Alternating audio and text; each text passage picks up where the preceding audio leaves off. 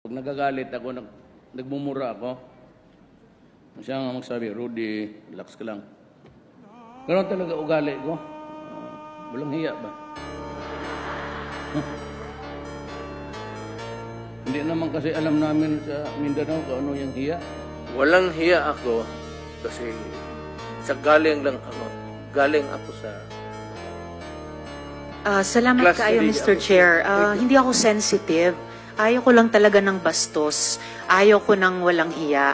Lalo na pag pinag-uusapan natin Kaya ng seryosong bagay ng war on drugs sa kaya extrajudicial killings. ako pastos man, Salamat kaayo, wala ang Mr. hiya Chair. talaga ako.